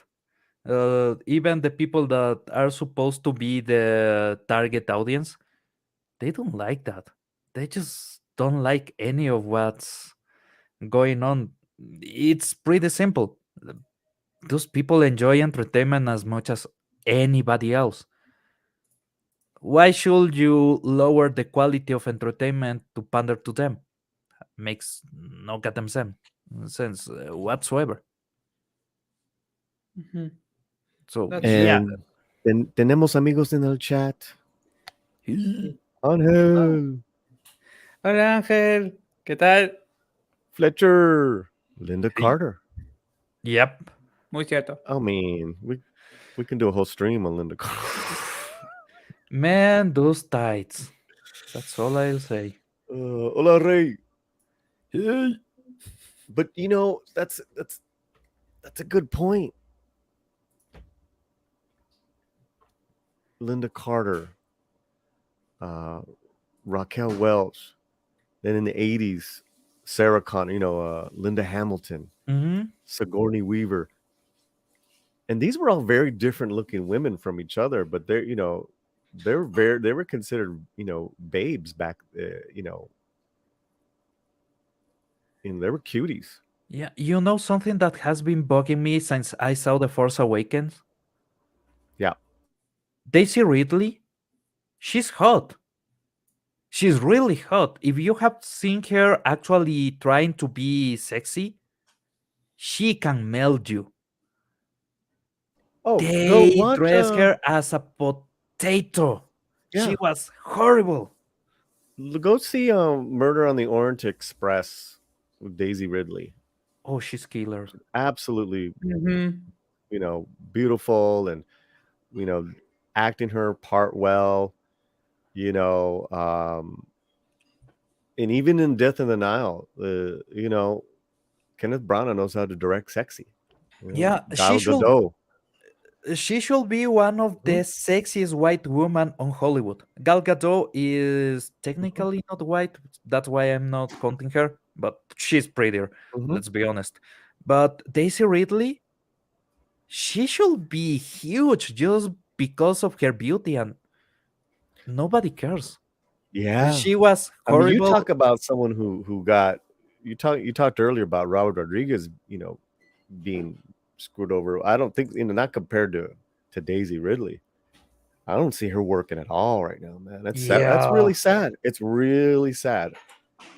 She's talented, she's gorgeous, but she's a wasted talent because right now nobody wants to see her on a movie. Well, She's Ray. and on that, I can't imagine why, unless he really needs the money, why Oscar Isaac would come back to Star Wars. It's disgusting. No, Oscar Isaac, he has shown that he has the chops to be incredible, even though I didn't like him so much as Leto Atreides on Dune. I will admit that he had some real pull on that movie. He has some gravitas on that movie. But other movies that he has been in, he's killer. Even on Moon Knight. Moon Knight was a garbage series, but his acting was really good. He's a talented actor, but Very he talented. keeps working with Disney, and that will kill his career. Let's be honest. If he keeps working with Disney, at one point, nobody will want him. Well, him and his wife, who she's a director, they're part of it, and they have kids. It's they're he's probably thinking of their legacy and all that garbage. It's not garbage. I respect that. If he's look, Ethan Hawke said he would never ever do MCU movie or whatever. Eventually, I'll do. Why? It's a great payday. These guys yeah. been slinging it for decades. Doing indie this, indie that for decades. Fucking Yeah, payday. everybody is really happy with the money they get from the MCU, unless you are, well, Scarlett Johansson. Man, that's. How much money do you have to make, ScarJo? With How that, much money? How much money have you all of made? And why do you need more? she needs to keep that ass in shape. That cost money, a lot of it. That's all I'm No sé saying. cómo seguir de eso. ScarJo's ass, you can follow it any way you want. There's the joke. I won't say no more. Yeah, I was like, Oh, I mean, she's fine. ScarJo's fine. Yeah. So, I'm gonna leave it at that. Por eso digo, I'm like, no. We can get toxic masculine real quick here. Latino blood. Toxic by default. Yeah. But it's a battle. It's a battle and assault on so many fronts. That one of the things that Hollywood is trying to do to to its American men is make them not men, and that everything that defines a man is not is bad. Mm-hmm. And now they're slowly trying to do that with Latino men, and we're like macho is a bad word, or machismo is a bad word. The last time I checked, machismo is a beautiful thing. Yeah, it is. Machismo is a beautiful thing, and if they at all, well, we know they're gonna beta Namor and Namor. Namor, con permiso, Namor, como un bebé. Él es un niño sin amor. I will tear it apart. I'm not gonna hate watch the movie, but if they do that, I'm ready. They turn one of the most iconic masculine anti-heroes ever into a niño rata. Is basically the forever alone from the MCU, and that's bullshit. Yeah, it doesn't look good. It does not look good. But It don't compute. There's so many things that don't look good about that movie. Mm-hmm. I mean, the filmmaking and the acting and the dialogue, it's really off. And I was very surprised. I've seen a couple of leaked scenes, some scenes that maybe you've seen. Oh my God, it's kind of painful. Yeah. It's we're getting this Rings of Power type of presentation of characters and dialogue. I noticed something. Tenoch Huerta is trying to act more Shakespearean on that movie, on the scenes that I have seen. And maybe that's why I think his accent is so off, because I have been seeing interviews with him. he Yep. has some defects on his pronunciation. I'm not the one to say that because, well, my pronunciation sucks. But he really has some small glitches on his pronunciation. But he is way more fluent. He is way He's more way more fluent. clear. Thank you. Yeah. Thank But you. when And he's talking on those scenes, yeah. he seems off, like he doesn't know how to talk on English. That bugs me so much because I know he can. Well, I think he was in the scenes that I've seen, right? I think he was just directed incorrectly. And he doesn't want to, kind of like he's part of he's a cog. He's part of the Wokosos. We know that. But in Forever Purge, he didn't have that problem. Mhm. He did not have that problem. His English was very adequate and it was relaxed. When you see him being interviewed, like you said, obviously him in Spanish is the best. And you see his humor come out. I mean, they ask them, what does that whole thing that you guys do with your hands, and he cracked a joke. And I'm like, that's the notch, not, I don't know what, this is not the notches on the screen. I really don't like what I've seen. Mhm. And to take advantage of someone's accent like that shows to me that if it's Kugler or Feige, it's like, oh, spice it up, Latin it up. Because I've heard that over and over again from directors and casting directors in the past, and they just don't get it. And if if you're gonna have a Namor that's Mesoamerican, and get an actor who doesn't have a problem. They're like in love with accents, but like for the wrong reason. Mhm. It's really weird. And it's almost like an offensive stereotype. So yeah, we'll see the film, man. We'll see Yeah. what's up. No, Nakor is completely offensive. Is the Nako version of Namor. That's it. That's Wakanda. Yo lo llamaría más fantasía interseccional porque hay otras cosas, especialmente raciales, ya no es solamente feminismo, pero tienes toda la razón.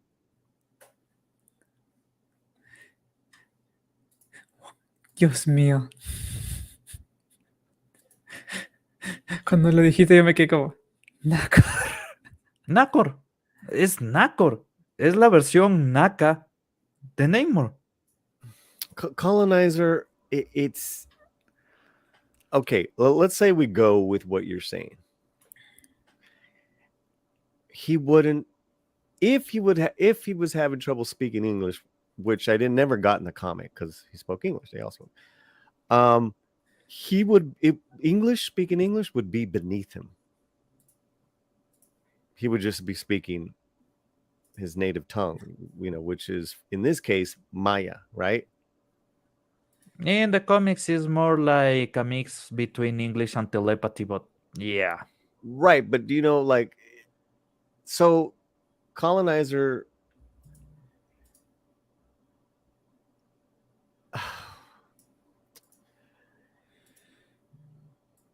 who's your audience? Who is your audience? Another thing that I heard, guys, is that there's actually going to be a lot of subtitles in this. Me voy a reír como loco si uno de los subtítulos, el rato que están hablando, una de las cosas más importantes es, ¿le echamos a los tamales? Se está mandando todo su discurso con respecto al futuro de su nación y los subtítulos dicen, y le puse harta salsa verde, cabrón. So here's a thought for you, Colonizer. Here's a thought for you, Colonizer. although everyone in the cast, I believe, except for Lupita, wait, they don't have an African accent, correct? They're either English. Oh, those African accents are really fake. No, right, but they're coming at it from an English language first perspective. Mhm. The Noche is not. Yeah, you know So who he's got nailed that. Yeah, go ahead. you know who nailed his accent? Mm. The late Chadwick Boseman. He was perfect on his accent because he was so dry that you Yeah. will really not pay attention. You will more Ugh. pay attention to his intonation rather than Yeah. his accent. He was amazing, man. He was great. I mean, he made the film watchable. Yeah, the But CGI broke it though. but going back to the Noche, it's why is he talking like that? So I have so many questions that need to be answered. So many questions. Yeah. Fletcher, cuando escucho ese a Ku Klux Klan, realmente lo lamento, pero suena al Ku Klux Klan y simplemente me reía de eso porque su pronunciación es tan mala que de verdad suena que está diciendo eso.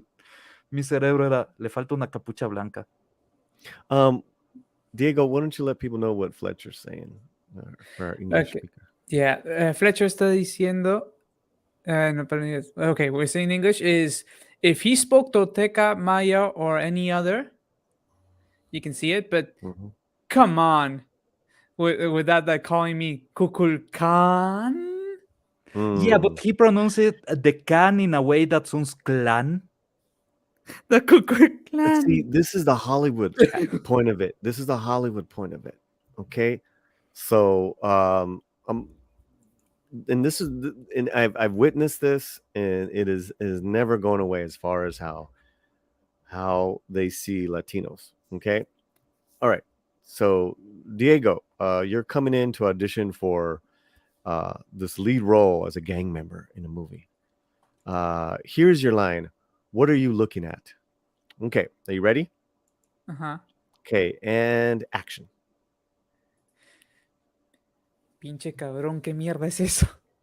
No, I want you to say it in English because Ah. we I love that fire. I love that spicy pain, but in English, Paulie, por you're asking the favor. worst person to try to discredit this. You know that, right? This is we're having fun with this.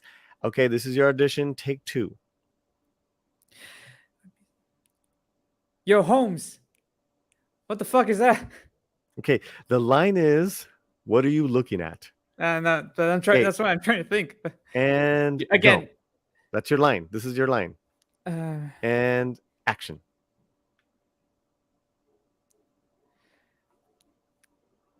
okay, no, I can't. I just can't make Oh, the accent. God. I'm trying it. Okay, so just say it regular. What are you looking at? What you looking at? That's the Okay, thing. with your Jew, can you chew it up more? What you looking at? What you looking at? Please do that. What you looking at? And go. What you looking at? That's my Good. point right there. That's Hollywood. It's That's Hollywood. difficult. That is fucking Namor right there. Do you get what I'm saying, Pablo? Yeah. They totally and the thing is too, these guys aren't part of the Hollywood system as actors, right?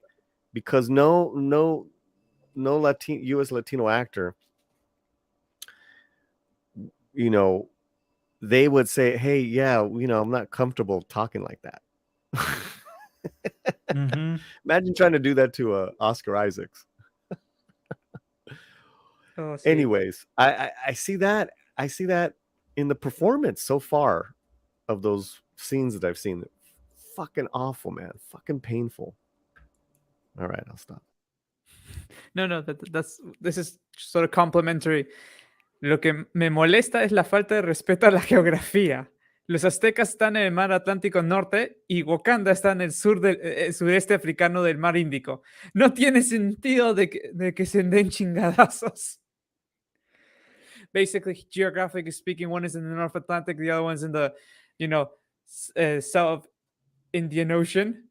It's like, how can they reach it? Technically, if you follow the map that we have been shown on the MCU before, when it was just an Easter egg about Wakanda, Wakanda should not have access to the sea. I mean it. None of it makes sense. None of it's like, Yeah. why? Why? Yeah. Más spicy, por favor.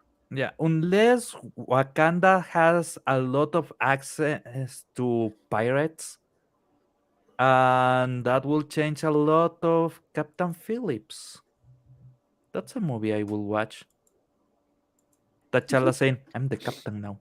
Well, I'm thinking that Namor and his whales travel in between the continental, what do you call them?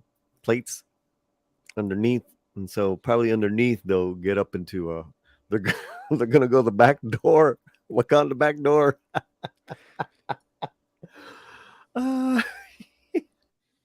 They are gonna backdoor the Queen of Wakanda. Seems right. Somehow, that seems on brand for the MCU. Dios mío, Pablo. Dime que no. Por eso el Dios mío, Pablo, por la realización. Y me encanta la respuesta, Fletcher. Y te das cuenta que simplemente nos fuimos alejando cada vez más del tema de los anillos del joder porque ya ni siquiera importa. Sí, nos fuimos a esto y aún así, como dice Fletcher, no pienses y consumen nuevo producto. Ok, Colonizer. Entonces, Yes, lava whales. Oh, Namor, that's cool. Namor took a huge swim from the ocean through the rivers to get into Wakanda. Don't Just to say, I like the air. yeah, you have air. It's so clear. The water. He's Water. retarded. And so he's going to be the Activist? climate change fighter.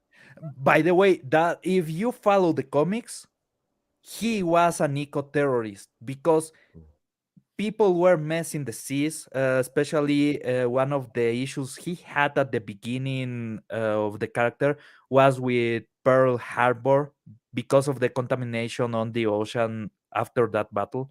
So he joins the fight. And actually, he is antagonistic for moments to Captain America and the Human Torch. Then he's an ally to Captain America and the Human Torch. But he stays as an eco-terrorist for a long time in the comics. So if that was the whole plot, they will be accurate. The other stuff is the stuff that really fucks up everything. And yes, I'm a kind of canon purist on that. Namor was against the destruction of the seas because he lives in the seas. Wonder that. Yeah, but like the whole thing with Namor was that, if whatever hurt his people, then he was gonna go and fight. Yes. Also, he wanted, if you are following the storylines from Civil War on, basically, he tried to get in bed with the Storm because he wanted to spike T'Challa. That is in the comics. Basically, the reason why Storm divorces T'Challa is Namor. No, we gotta say it now as it Namor's is. getting all the Namor. Marvel ass. Yes. It was an interesting storyline. I'll just say that.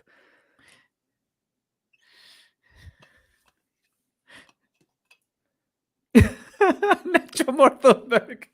How dare you? How dare Ay, you? Nacho, Nacho, Nacho, Vir Nacho. Nacho, Nacho, Nacho, Nacho, Nacho, Nacho, dire Nacho. Exacto. Ay, Dios mío. Porque revisando el español y el caos que hemos traído.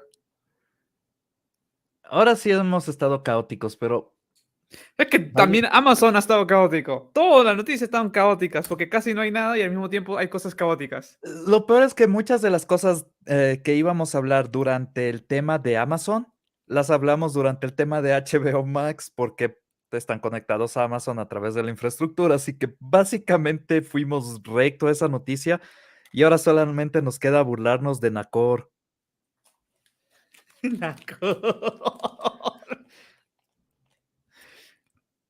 Ay, Dios mío, pero es que ya no sé qué hacer. O sea, ya no hay esperanza.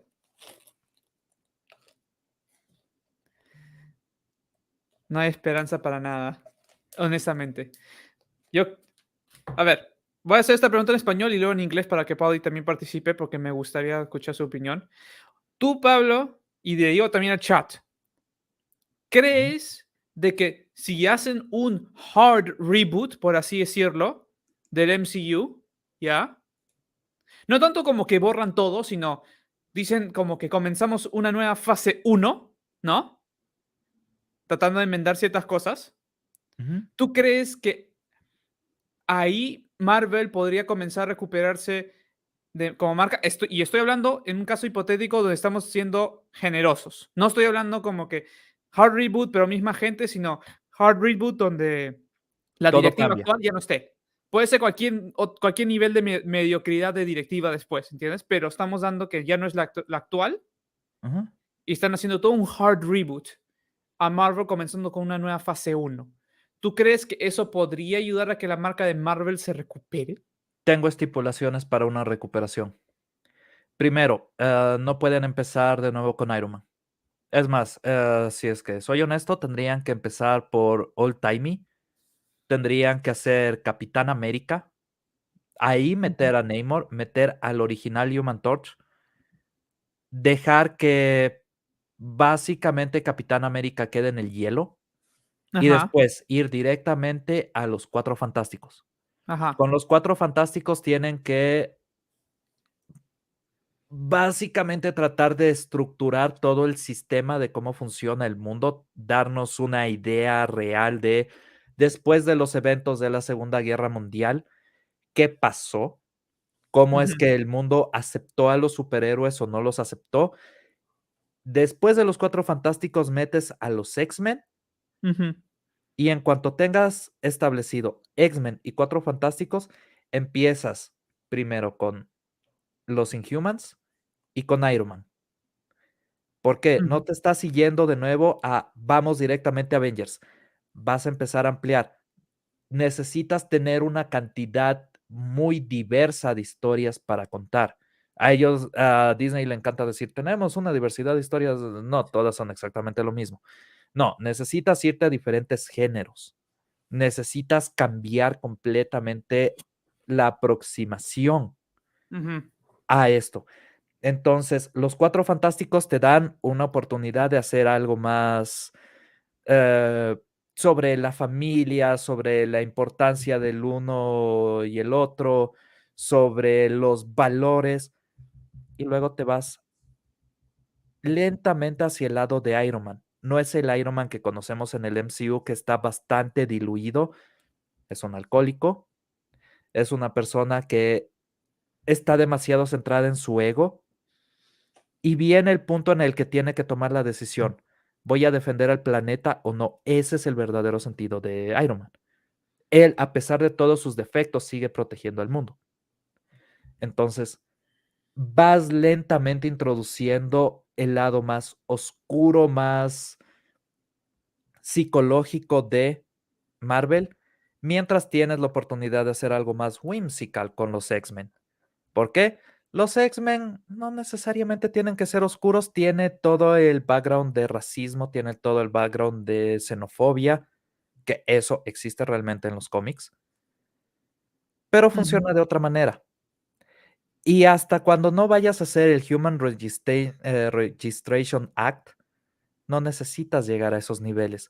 Todavía puedes hacer momentos en los que simplemente ves a alguien expresar sus poderes y es casi como magia. Iceman puede hacer eso. Iceman puede generar una tormenta de hielo. Uroro puede generar una tormenta eléctrica sin hacer chistes sobre sapos y electricidad. Y lentamente vas introduciendo los conceptos de superpoderes y por el otro lado tienes a personas rotas. Cuando finalmente rescatas a Capitán América, ahora sí vas hacia Avengers. Pero ya has introducido a Hank Pym, has introducido a la verdadera Wasp, de tal manera que puedes armar los verdaderos Avengers, ir lentamente construyendo las cosas y si quieres terminar en Infinity Gauntlet, también introduces los personajes del espacio exterior. Introduces a Star Fox, introduces a Adam, introduces a tal vez no el Nova Corps completo, pero podrías hacer una historia de Nova en la Tierra, porque Nova originalmente es en la Tierra. ¿Ok? Y vas construyendo los arcos de los cómics. ¿Por qué? Hay una ventaja de hacer eso. Puedes irte en cualquier dirección en género. Tienes básicamente todos los géneros a tu disposición. Y segundo, duración. Con la cantidad de historias que puedes tener en cada una de las películas, tienes décadas antes de llegar a Infinity Gauntlet. Entonces, Adam Warlock, tienes muchísimas historias. Ahora van a introducir a Adam Warlock. Pero ya pasó Infinity War. Thanos ya está muerto. Están introduciendo a Star Fox en Eternals. Thanos ya está muerto. Las mejores historias de Adam Warlock, de Star Fox, están muertas. Entonces, necesitas seguir un poco la continuidad para poder llegar a esos niveles. Y luego puedes irte a algo completamente disparatado. ¿Por qué no? Y como estás siguiendo una línea de tiempo estricta, muchas de las películas van a ser period pieces, lo cual te va a permitir utilizar un montón de cosas que te abaratan el costo de la película. Ok. Sí te has tomado tu tiempo. He estado pensando cómo podrías rehacer el MCU desde cero por años. Porque sí, primero debieron haber la manera en la que hicieron el MCU, al menos cuando estaba todavía en manos de Paramount, fue bueno. Pero una vez que llegó a Disney empezaron a acelerar y tratar de llegar a sus nuevas creaciones, a Riri Williams. A nadie le interesa Riri Williams. ¿Sabes qué me interesaría ver? El diablo en una botella. La historia de Iron Man Sí. enfrentándose a sí mismo. ¿Es oscura? Sí. ¿No es tan divertida para niños? Sí. Pero cualquier persona que ha vivido en un mundo con adicciones, que es todos, va a poder encontrar algo ahí.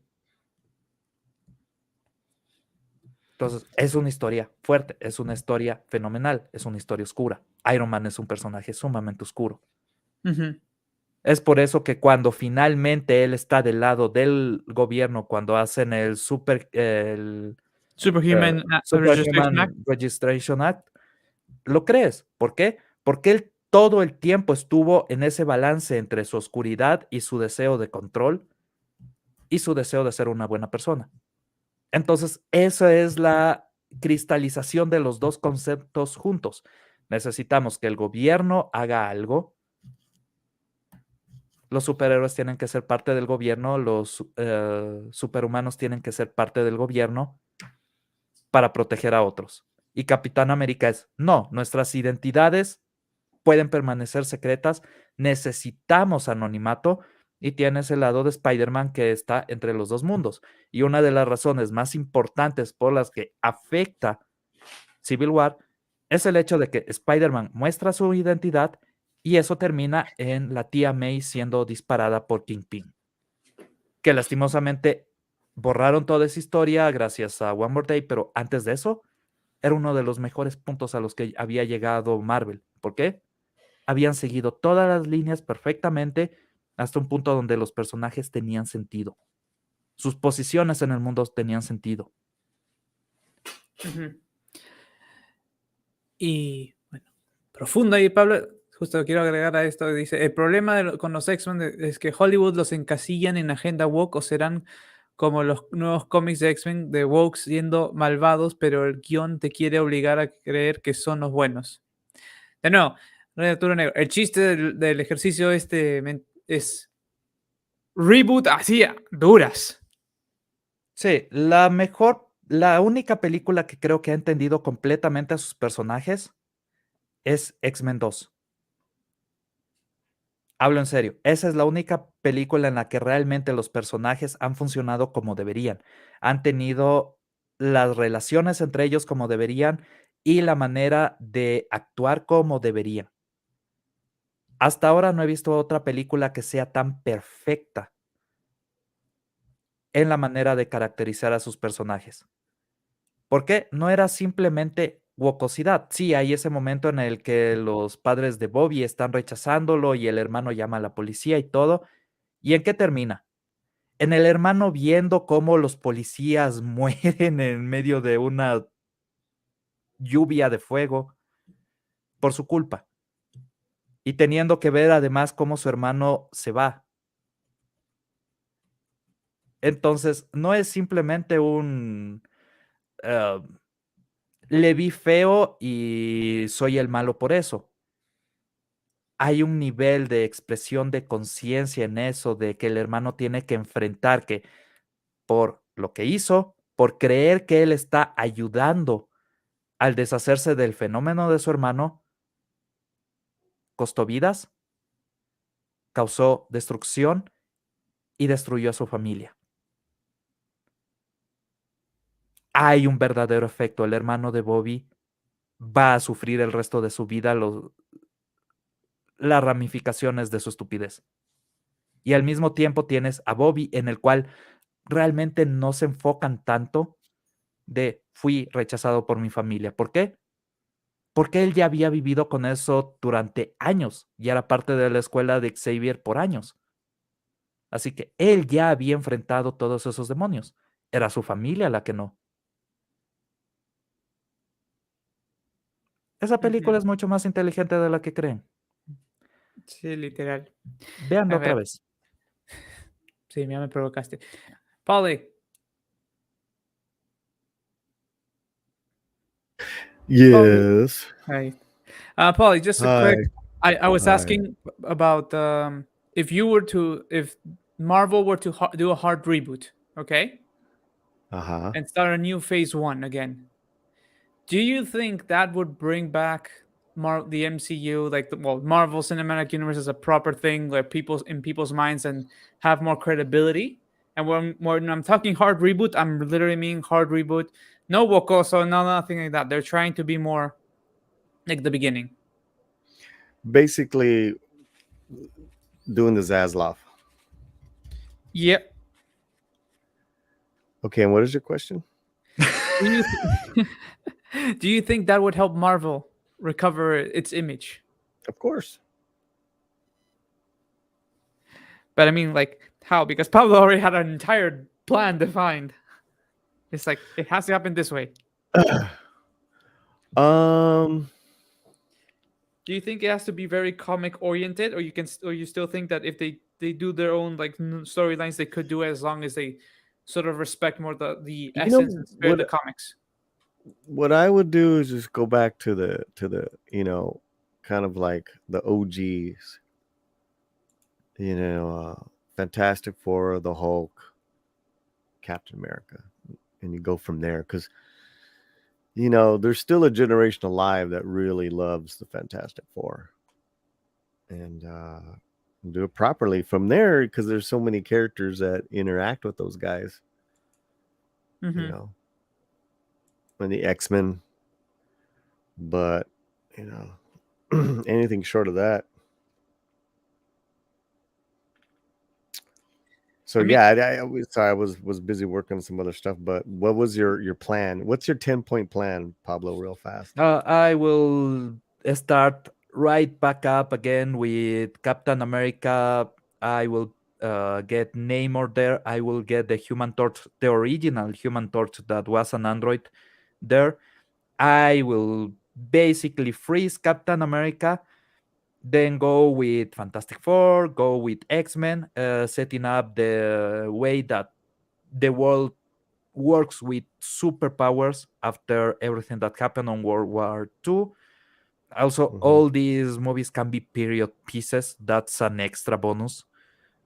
Actually makes a lot of the production simpler. And Nice.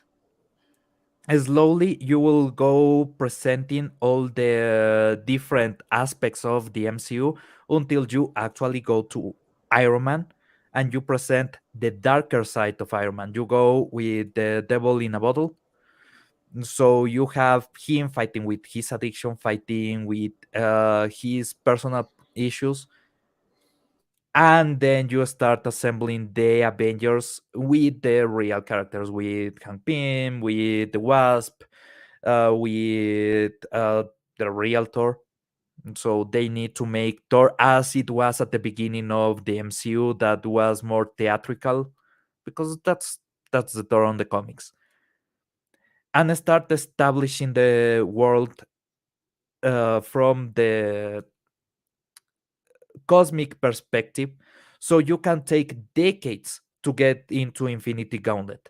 But you are presenting Adam Warlock, you are presenting Star Fox, you are presenting Inert Nova, but you also may go to the Nova Core on space. Everything is slowly working towards the goal of having this big event, but you have access to so much different styles of movies because you have so many different characters and so many different settings. That's something that they missed with Moon Knight, for example. Moon Knight should be more horror oriented, so you can express a lot more on that, and less just fighty, shoot. That was bullshit. And in the other hand, you can go with more fighty, shoot if you want, because you have Nick Fury there. So you can have the Holding Commandos. You can have real fun on Vietnam, maybe. Something like that. So there's a lot of genres that you can get into the new MCU, and there's a lot of styles that lets you experiment, that lets you gather more people around, because not everyone likes the same movie time and time again. And we are seeing the diminishing returns because there's not a change on genre and there's not a change on style, really. They say that it's unique, but it's not. That's my approach. Well, let's wrap it up. Okay. Diego. Bueno, como siempre, muchas gracias a todos por estar aquí. Espero que les haya gustado el show. Por favor, también no se olviden, si ponen en los comentarios qué sería su plan para un reboot así en duro del MCU, sin nada de bocosidad. Pongan en los comentarios y díganos qué harían, si sería algo tan detallado como de Pablo. ¿Y hay algo más que agregar, Polly? Anything from Maria or Martin as well on the way? There's a new video up now from Martin. Mhm. He did a retrospective on the movie Trick or Treat from 1986. Divertido. Trick or Treat. And yeah, so look out for that. I'll be live tomorrow morning with Jane Theory on the Latino Slant. We're gonna go over this article that talks about how the Democrats have lost the Latino vote here in the United States. So it's gonna be a great live stream, 7 a.m. Pacific time. Awesome. Sweet. Have a, Pablo. have a great weekend, everybody. Ujú. Sí, todos diviértanse este fin de semana y nos vemos hasta la próxima. News. Nacho, Nacho, Nacho, viene Nacho. Nacho, Nacho, Nacho, Nacho, Nacho, Nacho, viene Nacho.